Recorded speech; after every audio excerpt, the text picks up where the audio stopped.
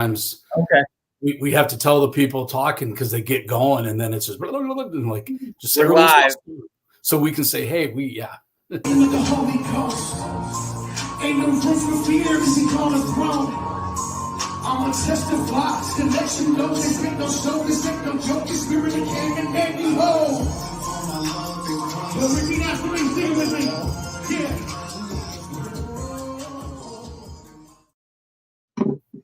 Hey, everybody, this is Pastor Shane Blackledge with Cultivate Church. You're watching another episode of Kingdom Minded Podcast. And tonight we have a testimony from a good friend of mine. His name is TREY BECKER. And we go way back from our time where we were in Iowa together.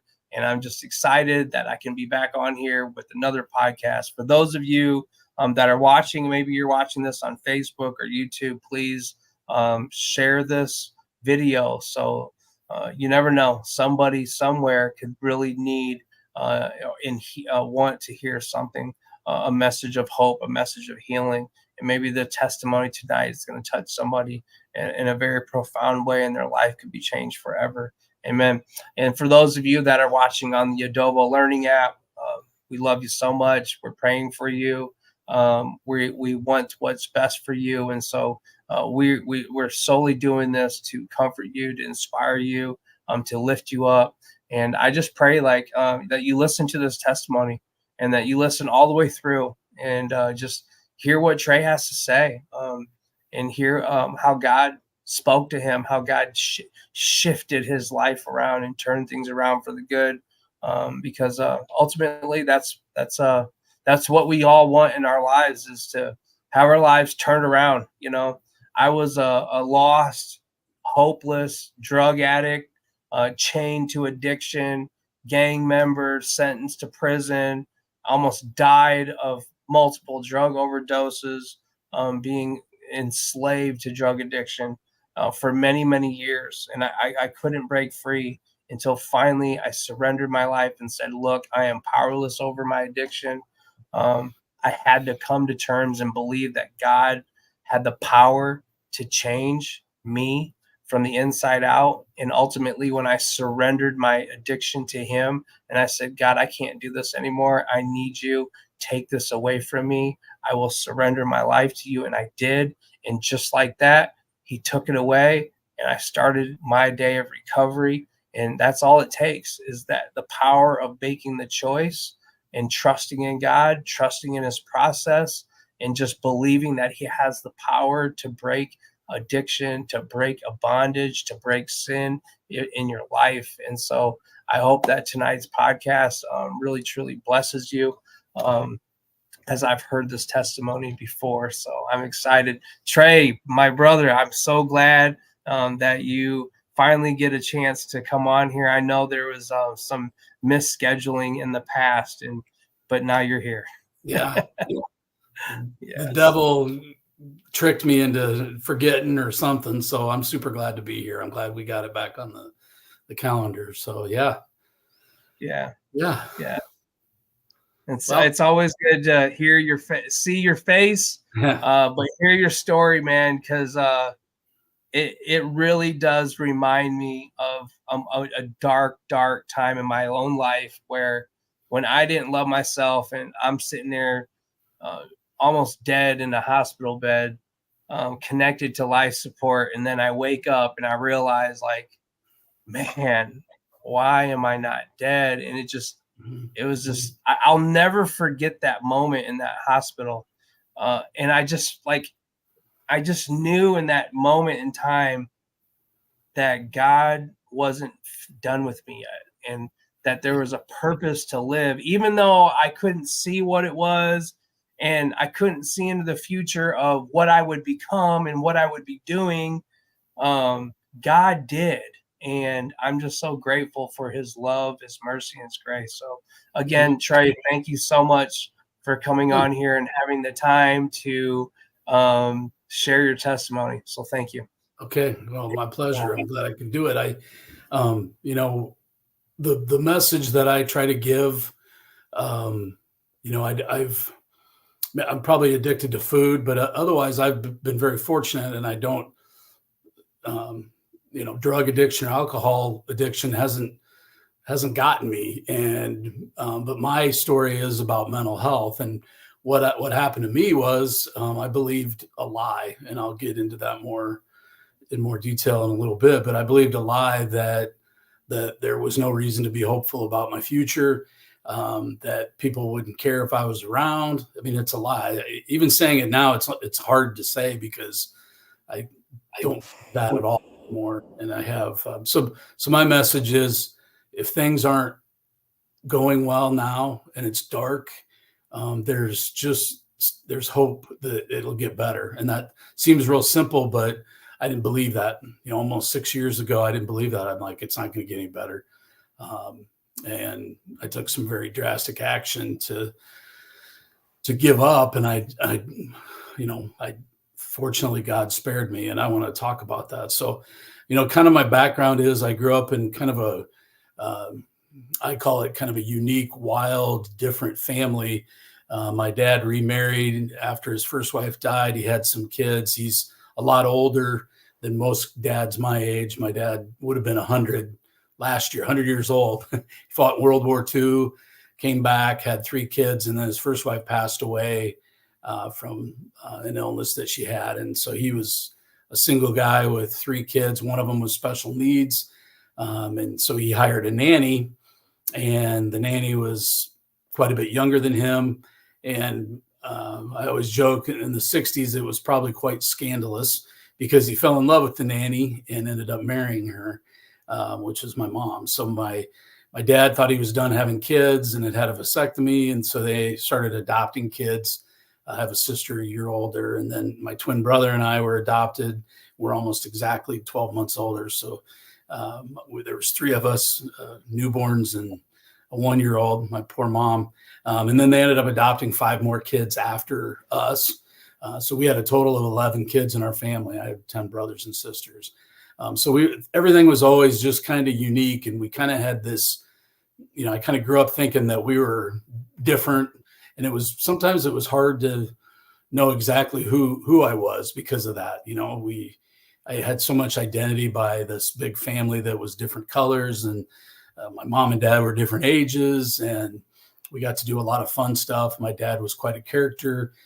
He drank a lot, and that probably had a huge impact on just my interaction with him. I don't hold any ill will towards him today, but he never physically abused me, but he knew how to break me down verbally, emotionally, all the time. He was really good at it. And so it kind of probably jostled my self-esteem when I was younger. And I can remember even at a young age kind of having this ideation of maybe I just need to check out. And I never really made a plan to end my life, but I thought about it a lot, and it was kind of weird. And again, most days were really good, but it just, a lot of family history in my birth family of mental illness. And I think that played a part in it. But so probably, growing up, when my mom and dad ended up getting divorced, I got in the middle of it, and that didn't help. And so by the time I was ready to finish high school and go to college, I was kind of a hot mess. I was depressed. I had a very early exposure to pornography, and I soothed a lot of the pain that I had growing up by looking at pornography. And that's really what it was. Some of my friends chose other things, and that was my, I ate and I looked at pornography, and it started very young. I mean, I was probably 7 or 8 when I first viewed it. The neighborhood kids had something, and that's where it started. And I'll talk more about that later, but went off to school and was pretty lost, a lot of partying and stuff. And I just was lost. And I got introduced to a fine lady who was a friend of mine. We'd been friends, and I told her I needed a date for homecoming, and she introduced me. We actually went on a blind date with this lady, and she was very different. I joke when I do my testimony that, we were playing Trivial Pursuit, she touched my arm, and there was just something different about her, and it ended up being my wife now, Carrie. And she, as we got to know each other, she shared a lot about believing in God. And I was like, I believe in God. She said, yeah, but there's more to it than that. Most people believe in God, but there's this personal relationship that you can have with Jesus Christ. And I'm like, and maybe it was because she said it, but she just did it the right way. And I saw a difference in her life. I saw a difference in her mom and dad's life. And it was really something that I was just longing for. I knew that there was more to life than being a hooligan, and she just explained the gospel to me perfectly. So that's been almost 35 or 36 years ago. Together, I just said, this is what I want. I want to surrender my life to Christ, and I did. So that was a huge pivot point in my life. But being saved, I still had all this stuff. I was still depressed, and I still thought about suicide. When things got tough, I thought about checking out, and I was definitely looking at pornography to soothe that too. So we dated for a couple of years and got married. And so I brought all of this into our marriage. Newlyweds, we got through it and it wasn't a big deal, but I was, keeping secrets from her. I would go through periods of time where it would be really good, where I wasn't using pornography and I felt pretty good about my life.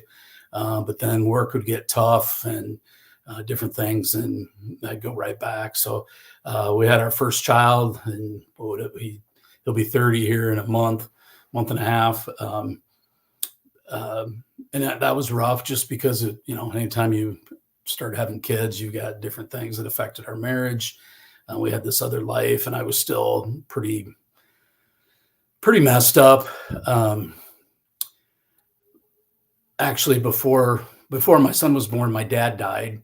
And I took that pretty hard, but I did find out that before he died, one of his longtime business competitors who had gotten saved later in life met with him at the hospital when he was in the hospital and prayed with him. And he actually gave his life to Christ. And I never talked to him about it. I never got to talk to him after that, but it was a huge comfort knowing that I'll get to see my dad again. So anyway, we have kids. By the time our second kid came around, that was probably where I first probably confessed or acknowledged that I was deeply depressed and struggled big time with a lot of things. I was a procrastinator, and I just, again, using pornography to soothe. And it was first time I ever went on medication for that, and it helped. But, as soon as I felt better, I stopped taking it. And so then here we go again. So battled that most of my life when the kids were growing up, and we just kind of kept it together. We went through some pretty serious financial issues where we almost lost our house. God made a way to have that get better, and for sure. But and then probably where it really, through changing jobs and ending up in jobs I was very ill suited for, like sales. I was really bad at it. And that's a lot of stress when you're trying to make a living selling things when you're not very good at it. I thought I was, but I probably was fooling myself. So you go back to like 2018, 2019, I'd gotten in a job and I was really struggling with knowing what I was doing. And I had this constant fear of, I'm going to be exposed, that people are going to find out that I don't know what I'm talking about. And that, and I just, every day was just a challenge to, that's probably where I really cranked up my thought of maybe I don't know if I can keep doing this. I don't know if I can keep going. And the company I was working for ended up getting bought out, and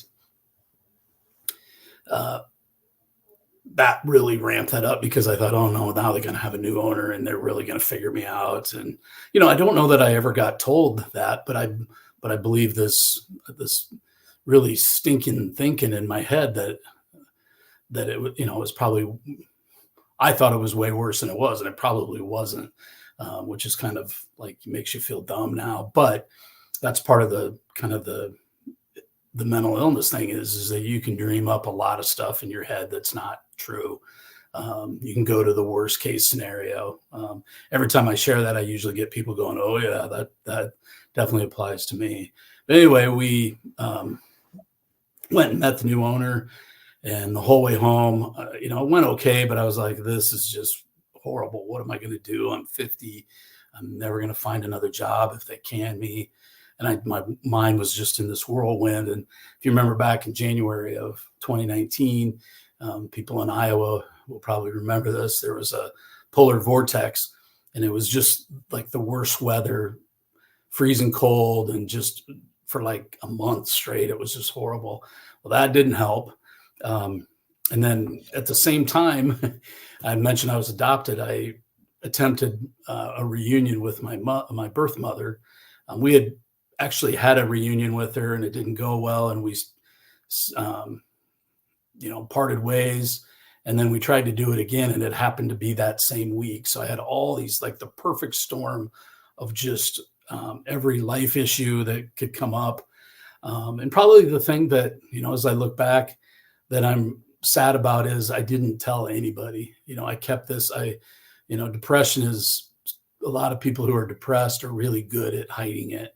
When you look at the celebrities like Robin Williams, and it's just easier to hide it. You don't know that people will understand.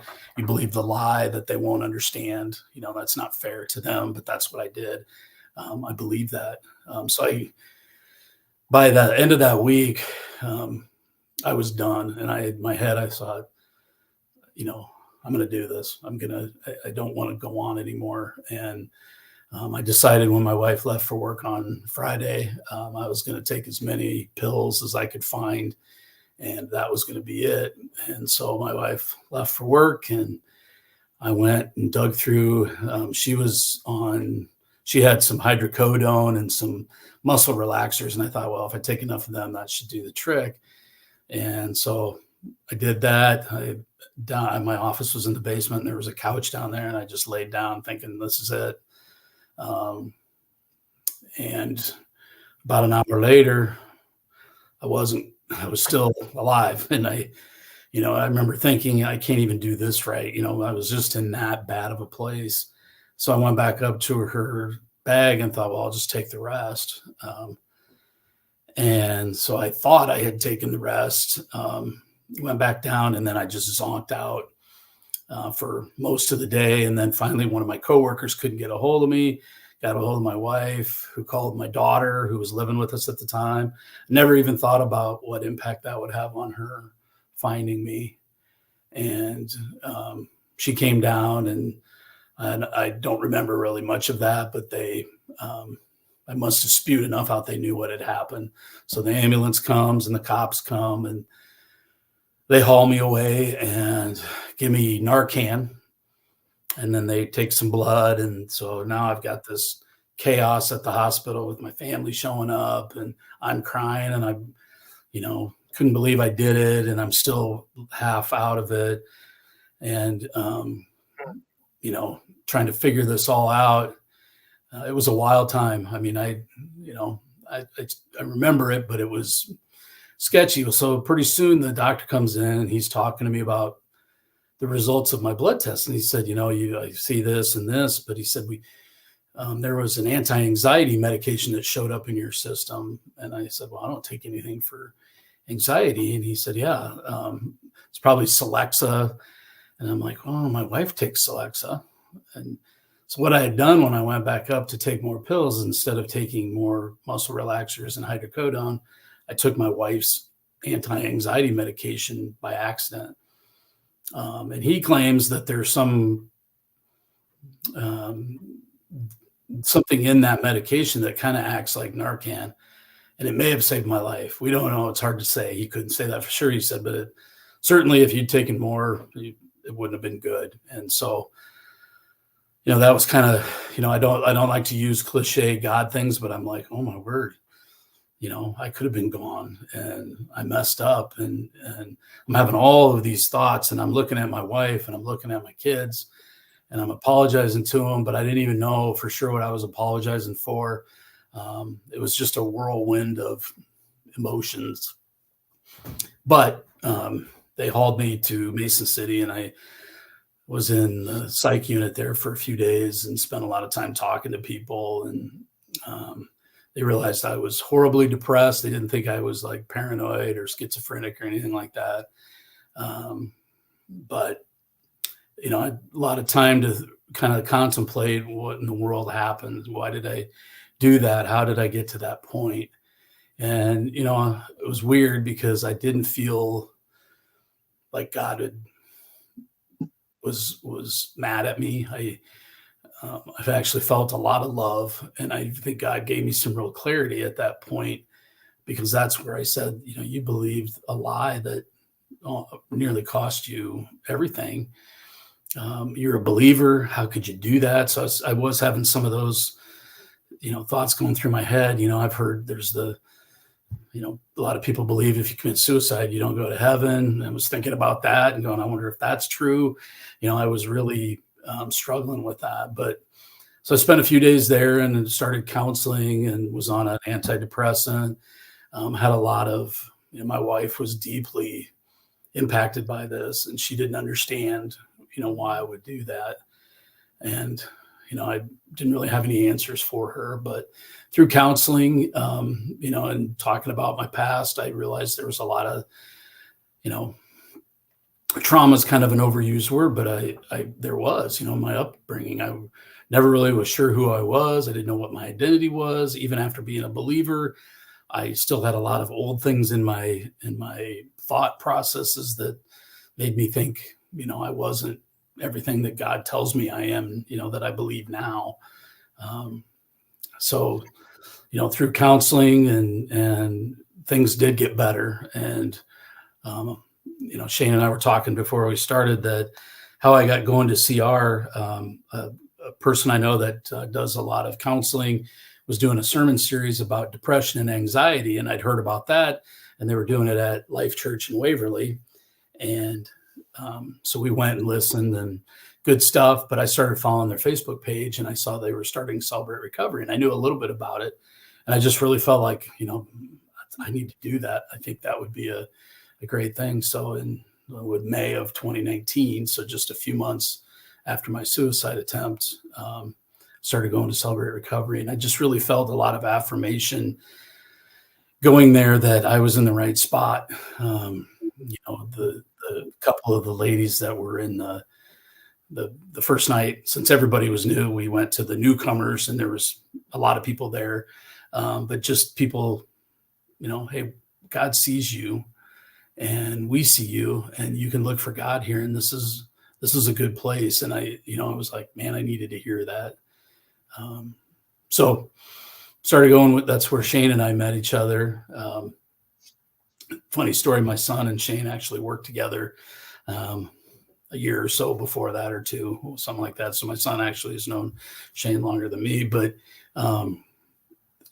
just really, dug in, and great groups of, you know, the guys that were involved in the group and Shane's leadership just made a huge difference. And some of the people that I met there, I'm still in touch with today. And, you know, that's where I eventually ended up doing the step study, went through the 12 steps and did the inventory, and made a big difference. And then we ended up starting I was part of the startup of the Charles City Celebrate Recovery with my friend Eric and his wife Tressa.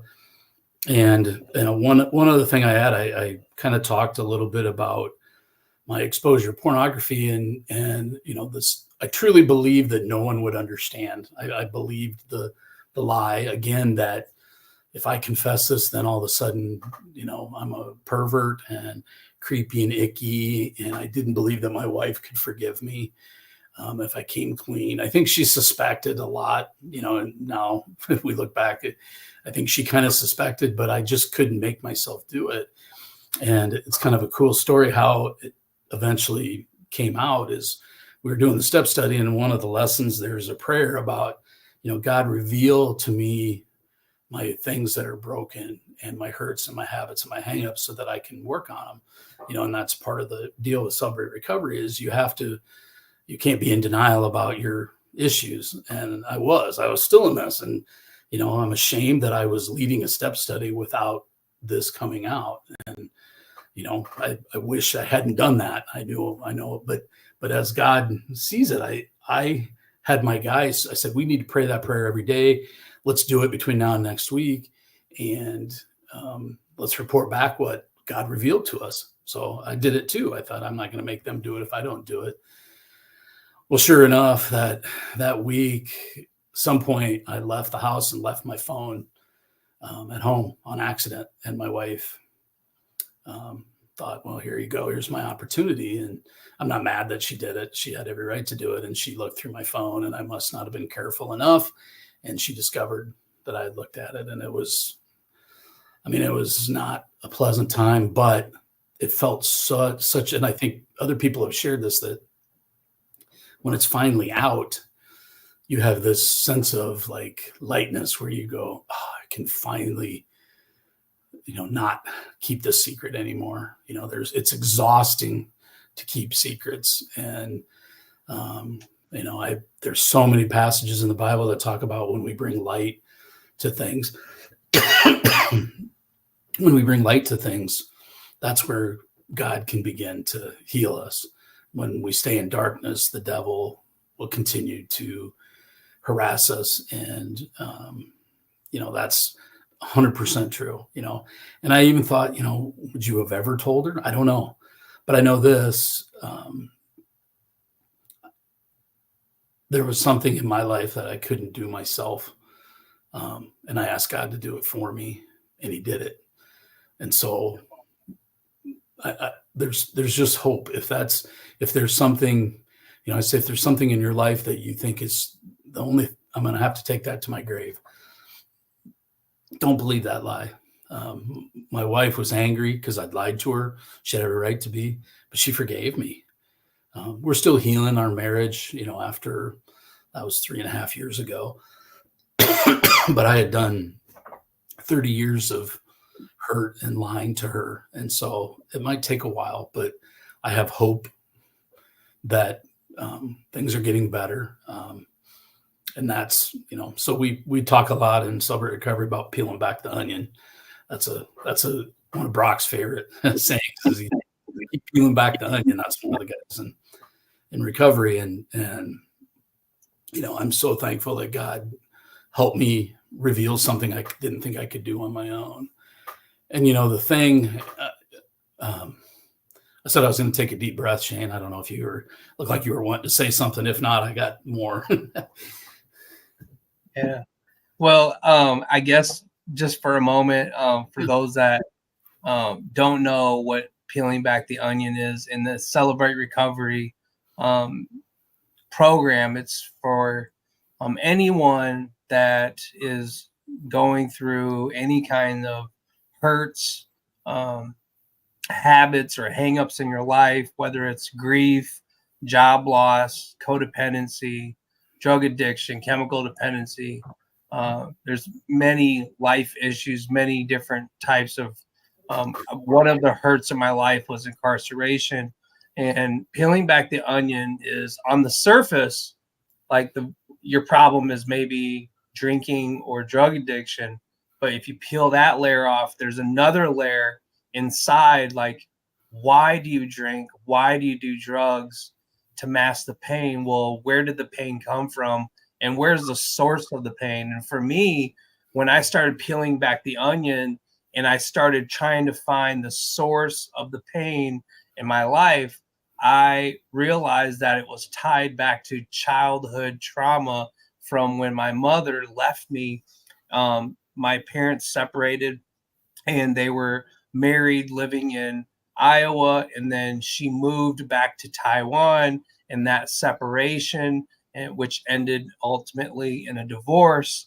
There was abandonment and trauma that I faced, and from that point on, I picked up codependent traits, and I also sought after masking pain, numbing the pain with drugs and alcohol, booze, women, sex, and all those things. So that's what Trey's talking about, is peeling back that onion. find the source of the pain, you'll understand why you do that compulsive behavior. So Yeah. thanks, Brett. Thanks. Yeah. And I think just a little bit more about sexual addiction and pornography. And I think, I'll never say that. I mean, I'll never obviously say that that's something I'm proud of, but I also know what I just said about the devil having his power when we keep it in darkness. Until we are able to start talking about it, it's going to be hard for it to get better. And that means talking about it with each other, confessing it to God, making amends to those that we've hurt because of that. And what I have found is in dealing with the people that are coming to Celebrate Recovery is that, especially for men, it's pretty pervasive and it's pretty common. And, it's amazing when you start getting below the surface with people, it comes up, and not every time, but definitely most of the time. And so my point in all that is that I want to, we talk about when we take the coin, the white coin talks about, the purity we find in Christ, and we don't need to feel shame and guilt anymore. And the shame and guilt are from the devil. Conviction is from God. And until we can start talking about it, it's going to be hard for it to get better. And the problem is that feeds such a deeper,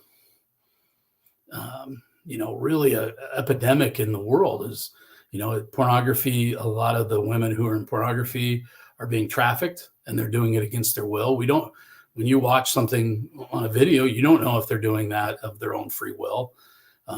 And even if they say they are, they're probably trying to feed some kind of an addiction with the money they're making. So then are they really doing it from their own free will? So my whole point of that is that it isn't just me looking at pornography every once in a while. There's a bigger issue. There's a great devotional that Covenant Eyes puts out. I'm not promoting them, but it talks about that. And so if it's something you're dealing with, get on the Covenant Eyes website. And even if you don't use their internet tracking, they have a lot of other resources that can help you. And then, pray, ask God to reveal that stuff. And he will, you will find most people are going to be gracious with you. Spouses could be angry, but most of the time they understand. And don't let that keep you from being clean and from bringing the light to it, because that is a lie from the devil. That's exactly where he wants to keep you, is that, so, I speak to men out there that had trauma and hurt when they were young, like I did. And if that's what you're choosing to soothe, you can be free from that. Don't believe that you can't. The Celebrate Recovery ministry is built on selling the hope that things can get better. And no matter what that hurt, habit, or hang up is, we can. Excuse me. Well, that's all I wanted to say. And I don't know if you had anything else, but just, today I'm leading a step study. I teach every once in a while. I lead a small group. And, people have asked me, is Celebrate Recovery something you're going to do forever? Like, do you get to the point where you graduate out? And I'm like, no, not really. If you look at the last lesson one of the last lessons talks about, now that we have gone through the inventory and done all this, it's our time to give that away. And so I sponsor guys who've gone through the same struggles I have. I don't have experience in dealing with drugs or alcohol, but I can go pretty deep with most other mental health stuff. And, the reality is most people who come to Celebrate Recovery are there for reasons other than drug and alcohol addiction. It's, women struggling with abusive relationships, there's sex addiction, there's depression, anxiety, all those things. So it's just I just really value that, and it's made a huge difference in my life. And I really appreciate, I tell this sometimes, Shane, that I don't know if you remember this, but when you wanted me to do my testimony, I didn't really want to do it. And I believe that nobody wanted to hear it. And, I'd have to say these things out loud. I wasn't really comfortable saying them in a small group. Now I was going to get up in front of all these people and say the word suicide and say the words, pain and all those things. And he stayed on me pretty good. And so I'm super thankful for that I did it. And now I really look forward to it. I like being able to, and almost every time I do it, somebody comes up to me and says, I could relate to what you were saying. And that's powerful. And I don't say that to get credit. I'm just saying that, don't believe the lie that people aren't out there going, oh my word. And if it helps one person say, today's the day I'm going to confess my sexual sin, then man, I'm going to keep doing it. Yeah. In James 5:16, it's part of the process of going through the 12 steps. It says, confess your sins to one another and pray for each other that you may be healed. There's healing in that. And it's like, at first we go to Celebrate Recovery to help ourselves. Like we're going there because we need help from whatever hurt, hang up, or habit it is. And like you said, most people that go to Celebrate Recovery are not going there for addiction, even though most people that don't know anything about Celebrate Recovery assume that it is an addiction-based recovery program, and it's not. It's a Christ-centered recovery program.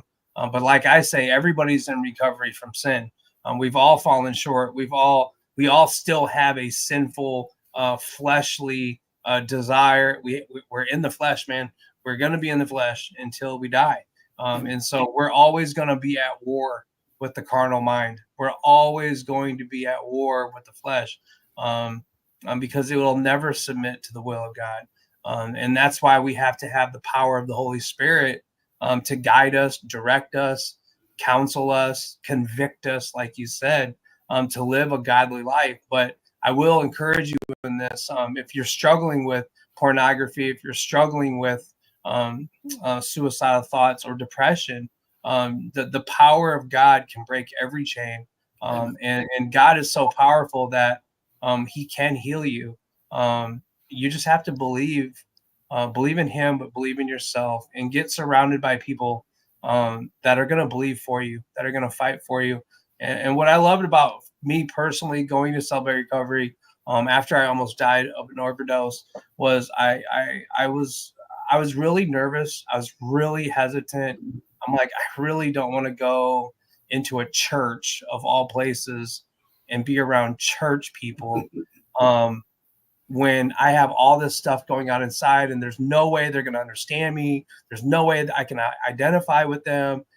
But what I realized when I went there and I started listening to the conversations, and I didn't say anything. I passed for the very I think 2 or 3 times going. I didn't speak up. I just passed, and I sat there and I listened. But what I realized is there's people that were going through things similar as me, and I wasn't the only one. And I also realized that my life wasn't as bad as I thought it was after I started hearing some of the struggles that other people were going through. Real struggles. A father losing their child, and like just things that I've never experienced before. I'm like, man, a husband losing their wife, and or like, a drug addiction, and you lose your business, and just different aspects of different people's problems. But what I came to realize was in this safe place where it's totally confidential, it's a safe place to share, and it doesn't get out. Nobody ever judged me. I never ever felt in a meeting that somebody was going to judge me after I shared, and it was actually the opposite. They actually respected me more because I opened up, and they said, "Hey, I appreciate what you said." During one of the step studies a few years ago, the memory of being molested came up, and it was something that was blocked, and I locked that door and threw away the key, but God opened it back up so that I could heal from it, deal with it, and use it as a part of my story. And now when I share my testimony, which is pretty frequently. I usually will share my testimony like 2 times a month in prisons, jails, treatment centers, and in Celebrate Recoveries.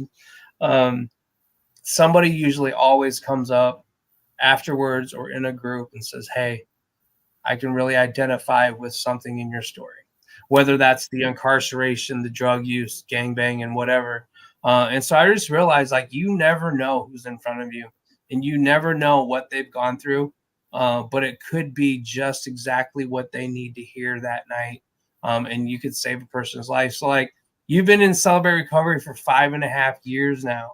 I bet you can't count how many people's lives have been impacted deeply by Celebrate Recovery, and how many disciples have been made through this ministry, how many people that have went from hopeless to being hope dealers. Amen. That's my sell on it. Whenever anybody asks me why I go and why I keep going, it's because I need the hope. And every time I hear a testimony from somebody else, we always talk in our small group that you can argue theology with people, and you may never be able to agree, but if you listen to somebody tell their story about what God did in their life, that you can't really make up. If assuming they're telling the truth, when somebody shares how God took them from, down here to, a new life, you can't argue that. And that's the beauty of it. And that's why, and when you listen to those testimonies, we do the same thing. We say, oh my gosh, I could identify. And there's power in that. They've got studies that show that you literally your brain heals when you share your story in small group without fear of being judged or interrupted. And you sit and listen to other people share their stuff without interrupting them. That's why Celebrate Recovery works. And sounds like I'm a salesman for Celebrate Recovery, but that's why I'm going 5 years later. It'd be easy to bop out and say, I'm good now. But I'm not. I still struggle with seasonal depression. I still have self-doubt at times, and what Celebrate Recovery has done is it's helped me be more self-aware of that. And I realize when I'm starting to do it, where before I would just spin out of control, I realize I'm like, nope, that's old Trey. Don't believe that. Don't believe that lie. I've had sticky notes up that say, don't believe the lie. And that stuff helps me. And that's why I'm going to keep going, and I want to see other people get healed too. God has put some amazing people in our ministry who are struggling with many of the same things I am. And God has given me just a sweet opportunity to come alongside those people. And I don't take it lightly. And yeah. That's awesome. Yeah. And so I put on here celebraterecovery.com for you listening. Here's the thing is you can go on this website and you can find a Celebrate Recovery near you. All you have to do is put in the city, in the state, or the zip code, and it will ping. And for those of you that are watching this and you're incarcerated, I just talked to Les, who's one of the state reps for CR Inside. He's a regional rep. He says they're actually working on a locator map for CR Inside as well, so that we know where there's Celebrate Recovery Insides happening in prisons and jails across the United States. So if you're maybe going through depression, mental illness, addiction, trauma, divorce, separation, job loss, grief, pornography, you name it, whatever issue that you have, Celebrate Recovery is a safe place where you can go to a meeting and you can share, and you're not going to be judged, and it's safe, and there's other people there that are going to identify with you. And what I really like too about Celebrate Recovery is, and this is not a podcast, it's just to promote it. I'm just telling you from my experience about CR is that you can have your own brokenness and you can be dysfunctional, and God will still use you to help other people in your life. You don't have to have it all together. Look at the girl that was at the well that more than likely tried to avoid being seen by going to the well to fill water around noon, and Jesus was there, and she had 5 husbands, and the person she was with was not her husband. Jesus knew this, and he didn't condemn her. He didn't shame her. He didn't send her away. He actually said, here, I have living water for you. I have hope that this of what you've been looking for your whole life. And God's right in front of you, And anyway, she had the supernatural encounter at the well, and she went back to her town and shared about Jesus. And she shared that this man prophesied and knew my future, knew my past. And the whole town, it said, many were saved because they came to see Jesus for themselves. And that was her. She became an instant evangelist. Yeah. And overnight, and she didn't go to seminary. She didn't, have to study the Bible and all this and that to go and help somebody out. And so you can do that same thing. You can say, hey, you know what? I don't have the answers. I can't fix you, but Jesus has the answers. Right. And let me get you into his presence. Maybe you can come to church with me. Maybe you can come to CR with me, So, yeah. Good stuff, awesome. man.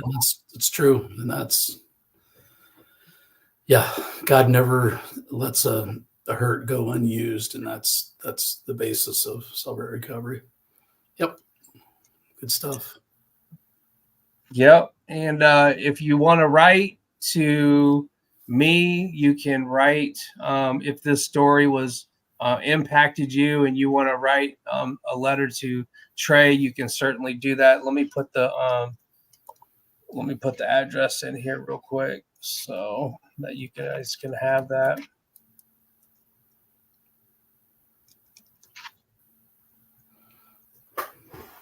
There it is. Okay. All right. It's P.O. Box 1162, St. Charles, Missouri, 63302. You can just write to Cultivate Church, and I appreciate it. I thank you for your time today, Trey. Thank you for coming on here to share your testimony. It's really good to connect with you again and see you. It is. It's really awesome. And it really touched my heart tonight to, when you said 5.5 years, I hadn't thought about it. I haven't thought about it. I was like, whoa, wait a minute. It was quick. Yeah. And now that I did some reflection and I've seen how Celebrate Recovery has impacted me, it's truly amazing to see, even 5.5 years ago, I wouldn't have saw what God would be doing with my life now, and how involved I still am in Celebrate Recovery. It's just not in Iowa, but I'm very involved with CR. I'm very involved with Celebrate Recovery in the prisons, in the jails, in institutions. And then we travel to go to Celebrate Recoveries around the area and stuff like that. So it's good. Excellent. It's great. Yeah. It's awesome. All right. Well, thank you guys for watching the Kingdom Minded podcast. I appreciate you. And until next time, God bless. Have a good night. Night.